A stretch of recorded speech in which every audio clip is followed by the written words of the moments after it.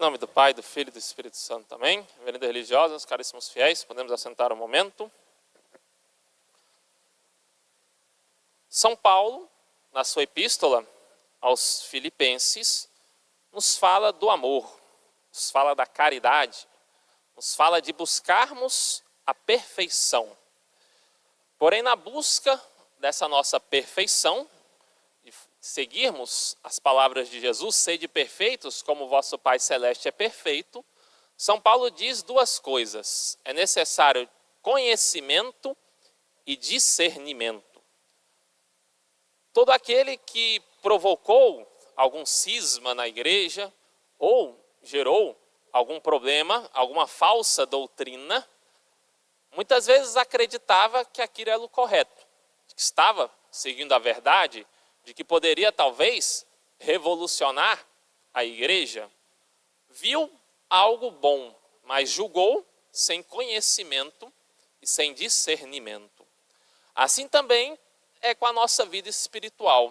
Quem verdadeiramente se candidatou à santidade, nós temos que nos candidatar à santidade, a sermos santos, a realmente querermos estar um dia no céu, viver uma vida de grande santidade, e os próprios santos que estão no céu querem isto mais do que nós mesmos.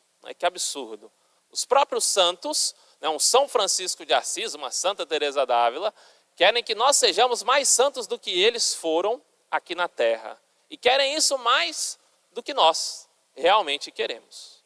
Muitas vezes, sim, fazemos boas ações, fazemos ações que julgamos ser caridade, mas a verdadeira caridade está unida à santidade, à graça de Deus. Se alguém perguntar quem faz caridade, muitos vão falar, eu faço. Quem é caridoso? Talvez nem todos vão ter essa coragem de afirmar, eu sou caridoso, porque vão ter um medo de caírem no pecado da soberba. E poucos realmente vão entender a caridade como algo ligado a Deus. A caridade não é apenas fazer um bem ao próximo, não é apenas ter uma compaixão, uma piedade. Sim, devemos ajudar o próximo, devemos fazer um bem para o outro que sofre, mas a verdadeira caridade está ligada com Deus. É fazer um bem visando o amor semelhante ao amor de Cristo. Que bem maior não nos fez Cristo do que dar a sua vida, ser flagelado, crucificado por amor a nós. Isso é caridade. Talvez doar um pouco do dinheiro que nos sobra para um pobre possa ser uma benfeitoria, mas caridade semelhante à caridade de Cristo envolve amor e envolve a vida. Então seremos caridosos quando doarmos a nossa vida para a salvação nossa e a salvação do próximo. Então caridade, essa virtude teologal, está ligada à salvação. Não é uma mera ajuda, mas uma busca do amor divino. Se pegarmos dois exemplos de pessoas verdadeiramente caridosas, talvez ficaremos constrangidos. Um deles é Madre Teresa de Calcutá. Certa vez, um homem, estando todo fétido e com inúmeras doenças, teve a graça de ser ajudado ali na lavagem das suas feridas por Madre Teresa de Calcutá, pela Santa Madre Teresa de Calcutá. E uma equipe de jornalistas que via aquilo, ficou atônita com aquela ação que estava sendo feita. E uma jornalista ousou dizer, disse a Santa Madre Teresa, nem por um milhão de reais eu faria isso que a senhora faz. Ela disse, eu também, por 1 milhão de reais, não realizaria isto. Porque ela fazia isto por amor a Deus, por algo muito mais sublime. Não visando a fama, não visando algo passageiro, mas doando a sua vida verdadeiramente, se aniquilando como Cristo se aniquilou por nós. Aí está a verdadeira caridade. Um outro exemplo, São José de Anchieta, percorreu todo o Brasil, buscando converter os índios e trazer melhorias para suas vidas, de norte a sul, a pé, enfrentando doenças enfrentando tribulações, quase foi morto, foi preso, só não foi martirizado, porque os índios, ao verem a sua piedade, ao verem a sua santidade, notaram algo de diferente. Foram tocados pela graça de Deus. E ali, então, perto do perigo de morte, foi solto e pôde continuar toda a sua evangelização. Então, doou a sua vida, sendo que ninguém via. Não era uma ação que muitos estavam notando. Talvez não fosse elogiado, talvez fosse criticado, mas rodou, a pé durante todo o Brasil por amor a Deus, buscando essa caridade. E estando enfermo, gravemente enfermo, perto já da sua morte, eis que um último índio aparece, ele pede um remédio, porque também estava doente. E São José de Anchieta levanta, prepara o remédio, entrega ao índio e cai desfalecido. A última ação é a entrega da sua vida, não por amor ao próximo, não por uma fama, mas por amor a Deus. Então o amor de Cristo deve servir para nós como exemplo. O amor de cruz, amor de sacrifício. Estamos participando do santo sacrifício da missa. A atualização é o trazer presente o sacrifício de Cristo que vem como comunhão para nós. Então comungar deve ser para nós uma lembrança do sacrifício que Deus realizou por cada um de nós. São João da Cruz nos diz o seguinte: toda a vida do homem é um caminho de regresso a Deus. Então precisamos doar a nossa vida, devolvê-la a Deus. Ele é o nosso Criador, mas pelo pecado nós fugimos de Deus. Precisamos regressar, retornar, nos convertermos.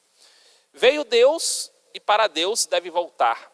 E quando mais totalmente se voltar para Ele, a ponto de chegar à íntima união com Deus, ou seja, na caridade, no sacrifício, na semelhança com Cristo na cruz, tanto mais terá alcançado o fim pelo qual foi criado. Então temos a nossa vida para devolvê-la para Deus. Estamos aqui para fazer um sacrifício de nós mesmos. Quem buscar salvar a sua vida, perdê-la-á, vai dizer nosso Senhor Jesus Cristo. E quem tem buscado salvar a sua vida? Aqueles que fogem da cruz de Cristo ou fogem daqueles que às vezes vão produzir certo importúnio. Vão gerar para nós uma cruz. Serão para nós motivo de sacrifício. Essa pessoa, que muitas vezes vai aparecer nas nossas vidas, é aquele pelo qual eu vou alcançar a santidade. Deus muitas vezes vai colocar pessoas que estão precisando conhecer a Deus perto de nós. E será pesado conviver talvez com essas pessoas, mas esse é o sacrifício que vai nos redimir, que vai nos transformar. Não haverá caridade uma pessoa que, buscando a sua salvação, a sua vida espiritual, não tem um olhar para com o próximo. Busca viver uma vida totalmente isolada e individual, sem preocupação alguma com aqueles que estão ao seu redor. Por isso São Paulo fala dessa caridade. E para viver a caridade perfeita, para progredirmos, quem já busca uma vida de santidade, se candidatou para ser um santo, mas às vezes se encontra estacionado, parado na vida espiritual, vai precisar, enfim, dessas duas coisas. O conhecimento e o discernimento, como havia dito. Conhecimento. Conhecer os santos que tiveram uma vida semelhante à nossa. Quantas mães de família que hoje são santas estão nos altares, quantos pais de família que são santos estão nos altares, se eles conseguiram, também nós podemos. Também nós conseguiremos, mas é necessário essa busca por esse conhecimento. O que eles fizeram? Qual o segredo? Como eu posso estar amando mais e melhor nosso Senhor Jesus Cristo? E depois o discernimento. Vendo uma obra boa que eu sinto chamado, rezar. Ver se realmente essa é a vontade de Deus. E sobretudo me questionar. Qual é a vontade de Deus na minha vida? Porque muitas vezes as pessoas se esquecem disso. Tem uma vida tranquila, calma, sossegada. E não se questionam. Para que Deus me chama? Para que Deus quer de mim? Assim, São João da Cruz vai terminar dizendo que A santidade vai consistir na perfeita união de amor com Deus. Não de uma união puramente substancial, né? Deus sempre vai estar unido a nós, Deus sustenta a nossa existência, sustenta a nossa vida. Quando Deus quer, ou quando chega, né, o nosso momento que Deus sabe, nós morremos. Então Deus está sempre unido a nós, mas uma união sobrenatural, uma união na vida de oração, na vida espiritual. Então é necessário sairmos do nosso conforto para esse encontro com Deus. Ao olharmos o Evangelho, nosso Senhor Jesus Cristo é colocado numa cilada. Os seguidores de Herodes se juntam com os fariseus. Interessante que o mal se junta para tentar derrubar a Cristo. Assim foi nesse momento do Evangelho, assim será durante todos os séculos. O mal sempre vai combater a igreja. E a igreja sempre vai buscar propagar a fé de nosso Senhor Jesus Cristo, que é o amor, que é a verdadeira caridade. Pois bem, os fariseus e os seguidores de Herodes perguntam ao nosso Senhor se é lícito dar ou não tributo a César.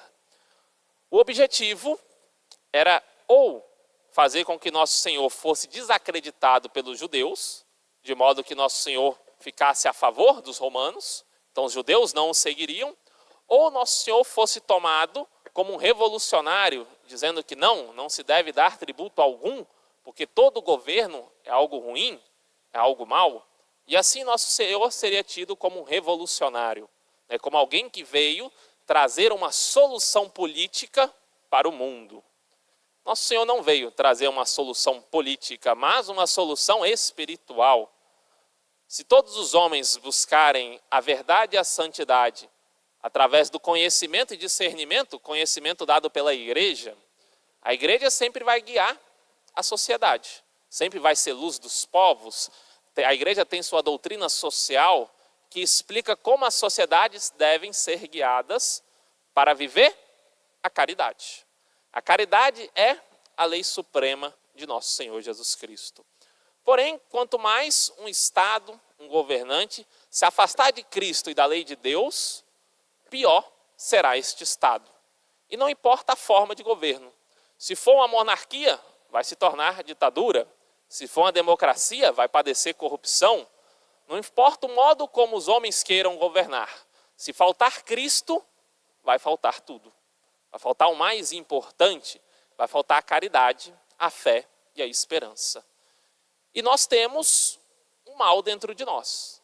Então, quanto mais o mundo se afastar de Cristo, pior serão os países, pior serão as leis, pior será o Estado. Ao mesmo tempo, não podemos cair no erro de buscar apenas um bem terreno e esquecer da vida espiritual. Muitos associam a missão da igreja ou de um conservadorismo, né, daquilo que seria a doutrina de nosso Senhor, como um bem-estar terreno e próspero. A prosperidade, sim, é querida, desde que respeite a lei de Deus. Quantos países na Europa vão sim ter um IDH maravilhoso, vão ter um PIB excepcional, mas não respeitam em ponto algum a lei de Deus. Tudo o que é contrário à fé é aprovado. Tudo o que é contrário a nosso Senhor Jesus Cristo é divulgado e as igrejas, pouco a pouco, vão se fechando. Então, do que adiantará tanta prosperidade como algo passageiro, como algo sem fé? Melhor é viver na simplicidade e na caridade, buscando a nosso Senhor acima de todas as coisas e, por fim, encontrar o reino dos céus. Se olharmos para a igreja primitiva, um dos momentos mais fervorosos, onde se tinha inúmeros milagres, a vida era simples e humilde. Não se tinha grande prosperidade, mas se tinha muita fé. Nosso Senhor mesmo disse na multiplicação dos pães, né, devemos buscar aquilo que não é passageiro, mas aquilo que é eterno. E assim o católico que vive com esse direcionamento para o céu, vai viver bem na política.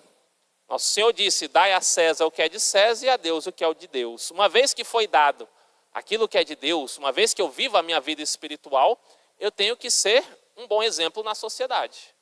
Quantos não se converteram pelos bons exemplos dos cristãos. Quantos não viram, através do exemplo de santidade, um testemunho fiel do amor de Cristo? A própria Madre Teresa, quando esteve fundando sua casa na Índia, pôde, através do serviço da caridade, converter a muitos. O próprio Estado não sabia o que fazer, né, diante de tamanha caridade. Ela fazia aquele que o próprio Estado e que os próprios daquele país não tinham a coragem de fazer. Então a caridade de Cristo nos constrange, a caridade de Cristo deve nos levar a sairmos de nós mesmos e buscarmos uma vida autenticamente espiritual, com conhecimento e discernimento. Louvado seja nosso Senhor Jesus Cristo. Para sempre seja louvado. Em nome do Pai, do Filho e do Espírito Santo. Amém.